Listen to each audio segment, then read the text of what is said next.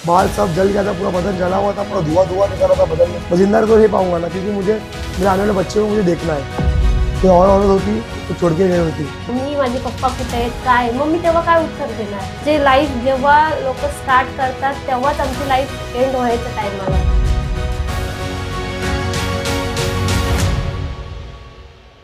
नमस्ते दोस्तों, मैं सचिन और आप देख रहे हो संघर्ष की खोज। यहाँ हम उन लोगों की कहानी लाते हैं जिन्होंने ज़िंदगी के सबसे मुश्किल घड़ियों में भी हार नहीं मानी।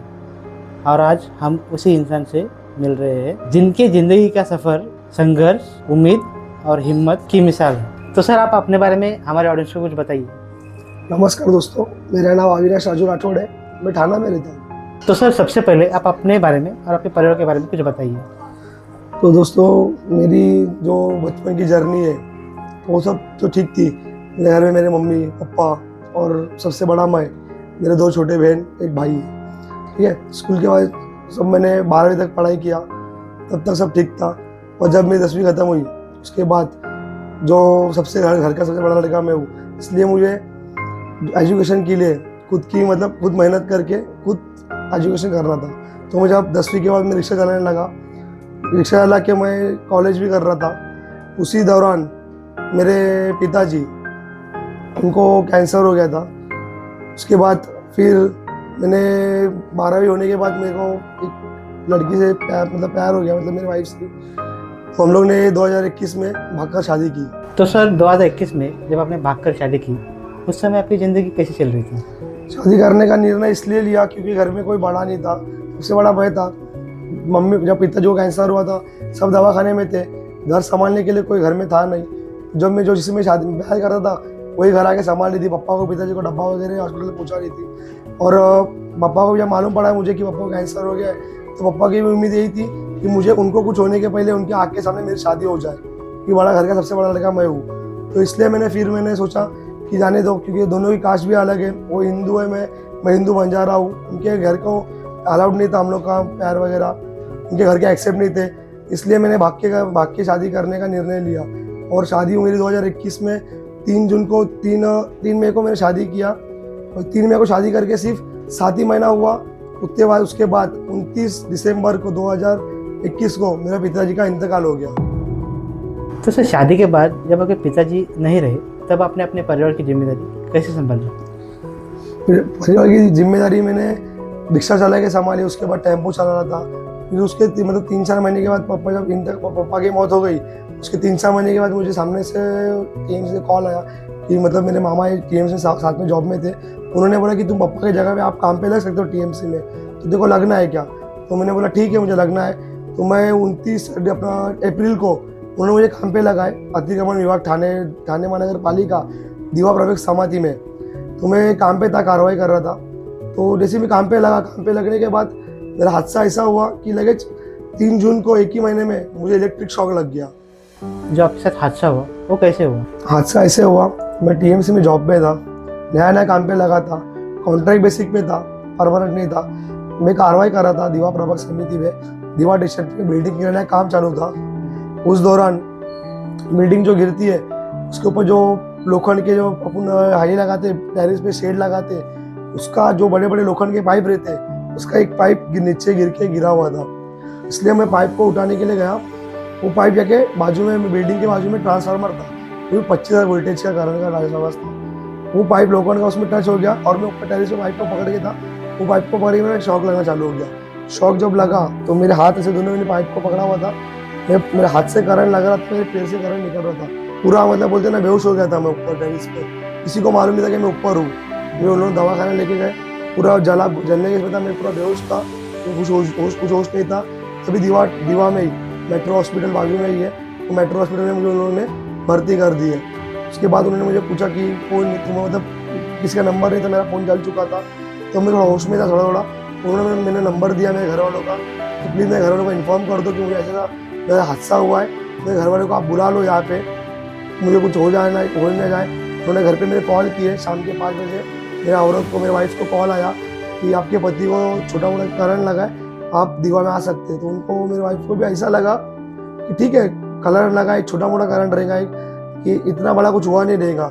उन लोग भी नॉर्मल में, मेरी वाइफ मेरी मम्मी, मेरी दादी, मेरी चाचा, इन लोग सब लोग उन लोग आए। उन लोग को नहीं लगा था कि हादसा इतना बड़ा हुआ रहेगा। जब उन्होंने मेरी हालत देखी आज हॉस्पिटल में आके, तो एक स्ट्रेचर पे मैं गिरा हुआ था, मेरे बदन पे एक भी कपड़ा नहीं था, मैं पूरा नंगा अवस्था में था, मेरे ऊपर चद्दर डाली हुई थी, मेरे पूरे बाल सब जल गया था, पूरा बदन जला हुआ था, पूरा धुआं निकाला था बदन में से। तो जब मैं दवाखाने में उन्होंने देखे मुझे, तो मुझे जुपिटर हॉस्पिटल ठाणे में मुझे लेके जाया गया। तो जुपिटर हॉस्पिटल ठाणे का सबसे बेस्ट हॉस्पिटल है।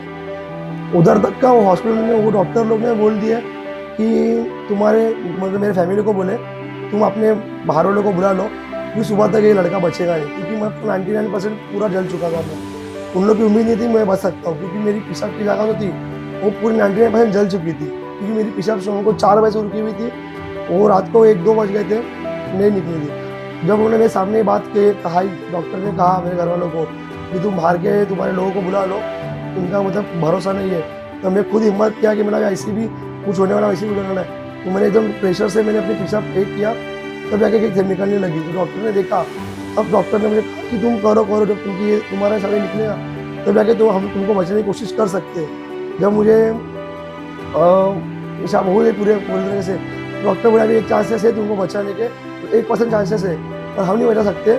आयरोली में नेशनल बर्न्स बोल के हॉस्पिटल है, वहाँ पे 100% जले हुए बंदे को भी उन लोग बचाने की कोशिश करते। तो उन्होंने मुझे वहाँ पे भेजा नेशनल बर्न्स में। मुझे जब लेकर जाएगा तो उन्होंने मुझे मेरे पे उपचार किए, 12 घंटे मेरा उपचार चल रहा था। उसके बाद उन्होंने घर वालों को बताया कि हम लोग इनको बचा सकते हैं, पर तुम्हारे लड़के के दोनों हाथ और दोनों पाँव मुझे हम लोगों को काटना पड़ेगा, क्योंकि दोनों हाथ और दोनों पाँव पूरे जल चुके हैं। तो जब डॉक्टर ने आपको कहा कि आपके हाथ पैर काटने पड़ेंगे, तो उस समय आपके मन में क्या चल रहा था? मन में मैं तो बहुत डर चुका था कि दोनों हाथ काटने पड़ेंगे, दोनों पाँव काटने पड़ेंगे, कि मैं चल पाऊंगा कि नहीं चल पाऊंगा, मैं खड़े हो पाऊंगा कि नहीं हो पाऊंगा। मेरे दिल में बहुत सारे प्रश्न थे, पर उस समय मेरे घर वाले ने मुझे बहुत बड़ा सपोर्ट किया, दोस्तों ने साथ दिया। मेरे घर वाले मेरे पीछे खड़े थे, उन्होंने मुझे सहारा दिया कि टेंशन मत ले, तू सब ठीक होएगा, तेरे पाँव भी काटे तो भी तू चल पाएगा, नकली पैर मिलते हैं उससे तो अपन तेरे को चलने की कोशिश करेंगे, अपन नकली हाथ भी मिलते हैं उससे तू कुछ कर सकेगा। मेरे को लगा कि भाई दोनों हाथ काट दिए तो लोग क्या बोलेंगे, मेरी औरत मेरे साथ रहेंगी कि नहीं रहेंगी, वो मुझे छोड़ देंगी, या सब लोग क्या कहेंगे कि अपन की ज़िंदगी में कैसे जी पाऊँगा दोनों हाथ जाने के बाद, और मैं बच सकूँगा कि नहीं सकूँगा। और उस वक्त पे मेन मतलब मेरे सामने क्वेश्चन सबसे बड़ा ये था कि वो जीना था, इसलिए जीना था।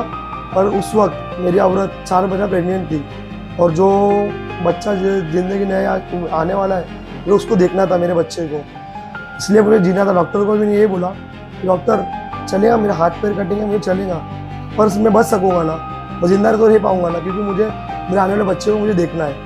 सायन हॉस्पिटल में भी मेरे 2 दिन तो मेरा उपचार चल रहा था।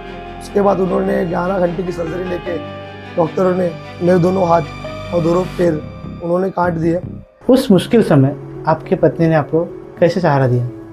तो मैं जब मेरा होश में आया तो मैं देखा कि दोनों हाथ के दोनों पैर नहीं है। उस समय मेरा औरत मेरे साथ नहीं थी, घर पे थी। उसको कॉल किया गया कि तू आके एक बार देख ले, क्योंकि ज़िंदगी तो उसके साथ निकालना है, ठीक है, तो उसको देख ले एक बार। उसके दोनों हाथ चले गए, उसके पैर चले गए।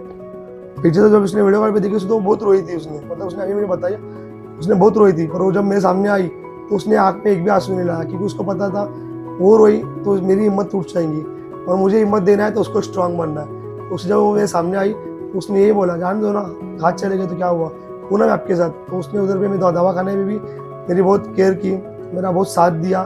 हर इतना पेट लेके भी, प्रेग्नेंट होके भी वो मेरे साथ दवाखाने में रुकती थी, रात भर मुझे खाना, मेडिसिन वगैरह सब वही देखती थी। जब मेरे जख्म वगैरह साफ़ करते थे डॉक्टर लोग, जब मैं चिल्लाता था तो मेरे साथ तकलीफ उसको होती थी, मैं सामने खड़े होके। तो सर, हादसे के बाद दोबारा चलने से लेकर अब तक का सफ़र आपका कैसा रहा? मेरा सफ़र इतना दर्दनाक था कि मेरी जगह दूसरा कोई लड़का होता तो उस समय हार मान के जान छोड़ सकता था, पर मैंने हिम्मत रखा। 4 महीना में बेड पे ही था, जख्म वगैरह सब गिली थी। जब जख्म वगैरह सूखने लगी तो मुझे नकली पैर, लकड़े के पैर दे दिए थे, जिसपे मुझे खड़ा होना था। पर जब मैं खड़ा होता था उस पर तो जख्म इतनी नाजुक थी, घर में खून हो जाता था। उसके बाद मेरे वाइफ ने, मेरे घर वाले, मेरी मम्मी ने दोनों से रोज कंधा देके मुझे थोड़ा चलना, खड़ा करने की कोशिश कर रहे थे। जब मेरी वाइफ 9th मंथ उसको प्रेग्नेंट थी तो उसने कहा था मुझे कि जब अपना जो भी अपना लड़का लड़की जो भी अपने दुनिया में आएंगी, मैं हॉस्पिटल में रहूँगी, तो सबसे पहले आपको आना है मुझे मिलने के लिए। तो आप मुझे नहीं पता आप चलेंगे कि नहीं चलेंगे, पर आपको चलते हुए मुझे देखने हॉस्पिटल में आना है। तो फर्स्ट टाइम में जब मुझे मालूम पड़ा 22 अक्टूबर को कि मेरे को लड़का हुआ, उस दिन मैंने अपना कोशिश किया चलने की, 2 दोस्तों को लिया, कंधे पे हाथ रखा और चलते हुए मैं यहाँ से मतलब मुमरा से कलवा शिवाजी हॉस्पिटल में बाइक पे जाके उधर पे हॉस्पिटल में चलते हुए जाकर मेरे बच्चे को देख के आया मैंने। तो सर जब आपने सोशल मीडिया पे वीडियो डालना शुरू किया तो लोगों का नज़रिया आपसे कैसे बदला? लोग पहले तो बहुत हंस रहे थे कि क्या वीडियो बना रहे, क्या मिलेगा वीडियो बना के, दोनों हाथ पैर नहीं तो भी वीडियो बना रहे, सब फालतू गिरी है, कुछ नहीं होने वाला है सबसे, इतने अच्छे दिखने वाले लोग वीडियो बना रहे उन लोग नहीं होते तो इसको कौन सपोर्ट करने वाला है। तब मेरे घर वाले ने यही बोला कि नहीं बनाने दो उसको वीडियो, उसकी इच्छा है ना तो करने दो। तो फिर मैंने शुरुआत चालू रखी मैंने मेरी वीडियो की।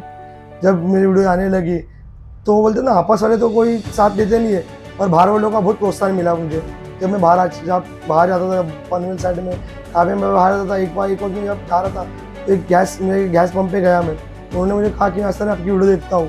एक जब मैं होटल में गया था एक बार, एक फैमिली आ रही थी, उन्होंने मेरे बच्चे को देख के बोले कि हाँ तुम्हारी जो बच्चे की वीडियो है ये बना देना।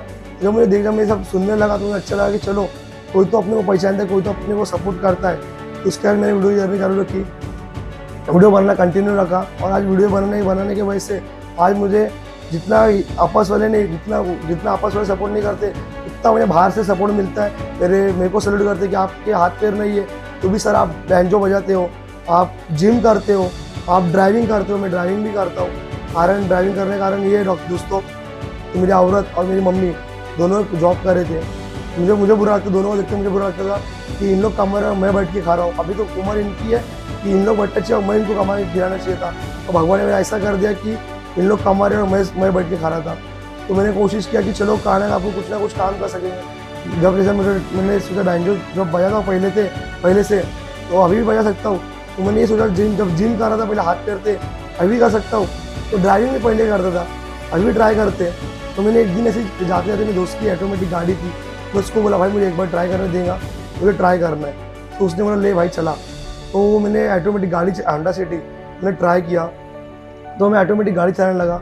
उसके बाद मैं सोचा कि चलो मैं ड्राइविंग आती है मुझे, एक टेम्पो खरीदा और आज मैं टेम्पो ड्राइविंग करके आज मेरा पूरा घर संभाल रहा हूँ। तो सर जब आपके हाथ पैर कटने के बाद तो आपकी वाइफ ने आपको बहुत सपोर्ट किया, अगर उस जगह पे कोई और भी औरत होती तो शायद छोड़ के जाती थी। हाँ इस बात आपने सही कहा, कोई और औरत होती तो छोड़ के गई होती, मुझे भी ऐसा लगता है।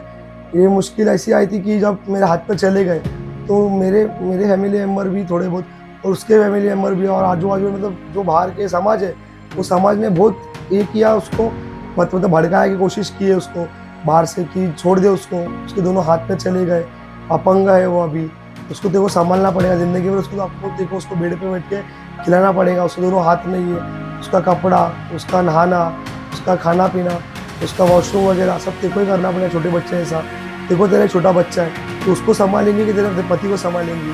तो उसने उसको सबको यही उत्तर दिया कि चलेगा, मेरे लिए मेरा बच्चा है तो वैसे मेरा पति भी है, तो उसका भी सब कुछ करूँगी, मैं छोड़ूंगी नहीं, क्योंकि मैं प्यार की हूँ तो पूरी तरह से निभाऊंगी।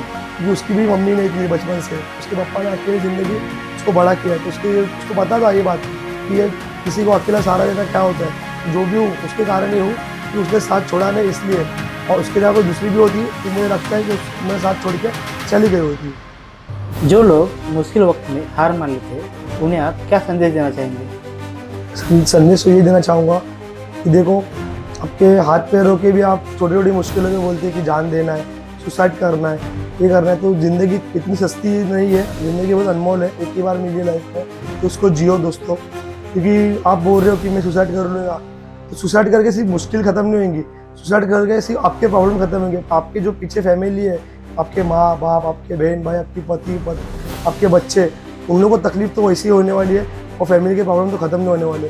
तो सिर्फ सुसाइड यही लास्ट ऑप्शन नहीं है, ऑप्शन तो ये है कि आप हिम्मत करो, जियो, जो मुश्किल आपके सामने आई है उससे लड़ने की ताकत रखो। हर मुश्किल मैंने लड़ने की कोशिश किया, तो मुझे बैंजो बजाया, मैंने बैंजो बजाया, ड्राइविंग किया, जिम किया, दोनों मेरे हाथ में मैंने मोबाइल चलाना चालू किया, दोनों पैर नहीं तो मैं डोंगर चढ़ता हूँ, जिम जाता हूँ, हर चीज़ करता हूँ। क्योंकि क्यों मैं दिल में ये नहीं सोचा कि मैं अपंग हूँ, मैं आज भी सोचता हूँ मेरे शरीर से अपंग हूँ पर मैं दिल से आज भी ताकतवर हूँ, मेरा दिल आज भी मेरा स्ट्रॉन्ग है। इतक्या मोठ्या अपघातानंतरही तुम्ही त्यांची साथ नाही सोडली, तुम्हाला ही ताकद मिळाली कुठून? तुम्हाला भीती वगैरे नाही वाटली? पुढे भविष्यात काय होईल याची? भीती तर खूप वाटली की आयुष्य कसं काढायचं, आणि कसं आमचं एज पण एवढं नाही आहे. जनरली आम्ही 2020मध्ये लग्न केलं आणि 22मध्ये त्यांचा ॲक्सिडेंट झालं. म्हणजे लाईफ जेव्हा लोक स्टार्ट करतात तेव्हाच आमची लाईफ एंड व्हायचं टाईम आला. मी 4 महिन्याची पोटाशी होती. मी खूप त्यांच्यापेक्षा जास्त डिप्रेशनमध्ये मी होती. कारण की एक तर बालाची काळजी घ्यायची का मिस्टरांकडे बघायचं हेच मला समजत नव्हतं की काय करू, दोघांना कसं सांभाळणार मी. पण आधी विचार केला, आधी मिस्टरांना पाया उभं करते, नंतर मग जे पुढे होईल फ्युचर. कारण की उद्या माझं बाळ झालं तर ते पण विचारणार मला की मम्मी माझे पप्पा कुठे आहेत, काय. मग मी तेव्हा काय उत्तर देणार, की काय बोलू त्याला, काय सांगणार की काय झालं वगैरे. म्हणजे खूप ते आमच्या हॉस्पिटलचा सीन होता, ते खूप भयानकच होता. मी असं बोलते, जे माझ्या लाईफमध्ये झालं ते कुठल्याच मुलीच्या लाईफमध्ये झालं नाही पाहिजे. तरी पण एवढं झाल्यानंतर पण लोकांनी जे सांगितलं सोडून टाक, पण तिने साथ नाही सोडली. तिने हिंमत दिला, तिने प्रोत्साहन केला, तिने माझ्यासोबत साथ दिली. त्यामुळे आज मी पुढे आलो आणि आज पण ती आपल्यासोबत उभी आहे आणि आपल्यासाठी मला हिंमत देते, मला आज व्हिडिओ साथ देते. माझ्या हर गोष्टी ती माझ्यासोबत पाठीशी माझ्या उभी आहे गंभीरपणे. म्हणजे ड्रायव्हिंगच्या ह्यासाठी, माझ्या व्हिडिओसाठी, माझ्या बँजर फील्डसाठी, माझ्या जिम फील्डसाठी. आणि आज खरं बोलायला आज मी लोकांनी मोटिवेशन आहे आणि माझी मोटिवेशन ही व्यक्ती आहे आणि माझी आई आहे. कारण की आईचा आशीर्वाद आणि तिची साथ है, त्यामुळे आज मी इथपर्यंत आहे. संघर्ष की खोज या चैनल के मैं बहुत शुक्रिया अदा करना चाहता हूँ कि उन्होंने मेरे ऐसे एक अपंग व्यक्ति को और मेरे ऐसे मतलब जो आज कुछ हुआ भी नहीं, उन्होंने खोज करके उन्होंने मेरी वीडियो आप तक पहुँचाई. इंस्टा के माध्यम से, यूट्यूब के माध्यम से ये लोगों तक पहुँचाया. हमारी स्टोरी, हमारा स्ट्रगल, हमारी मेहनत इन्होंने लोगों को दिखाने की कोशिश किया. मेरे तक मेरे ऐसे बहुत लोग रहेंगे जो आज जिनके हाथ पाँव नहीं है और वो मेहनत करते. देखो सेलिब्रिटी को तो हर कोई चाहता है, सेलिब्रिटी की हर कोई वीडियो निकालता है, पर हमारे ऐसे लोगों की वीडियो बनाने की हर किसी की ख्वाहिश नहीं होती है. और ये जो चैनल है संघर्ष की खोज, इन्होंने हमारे ऐसे लोगों को खोज के उनकी वीडियो, उनके स्ट्रगल के, उनके लाइफ के बारे में इन्होंने जानकारी लेके उनके वीडियो में, उनके यूट्यूब चैनल से लोगों तक पहुँचाया. जिनकी सही में आपको मेहनत हो कि आपको कहानियाँ आपको सुनना है, तो ये चैनल को आप सब्सक्राइब करिए, लाइक कीजिए और ज़्यादा शेयर कीजिए. बस मैं यही कहना चाहता हूँ. धन्यवाद. संघर्ष की खोज.